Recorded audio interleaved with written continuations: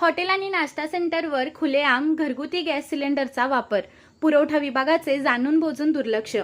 मिरजेत अनेक गॅस एजन्सीकडे घरगुती गॅससाठी वेटिंग कालावधी 10 ते 12 दिवसांचा आहे। त्यामुळे नागरिकांना मोठा त्रास सहन करावा लागत आहे। मात्र अनेक नाश्ता सेंटर आणि हॉटेलमध्ये खुलेआम घरगुती गॅस सिलेंडरचा वापर सुरू आहे।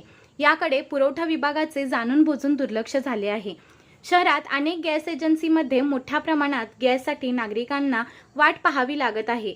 या ठिकाणी घरगुती गॅस सिलेंडरसाठी 10 ते 12 दिवसांचा वेटिंग कालावधी असल्यामुळे या ठिकाणी गॅस घेण्यासाठी नागरिकांची झुंबड उडत आहे।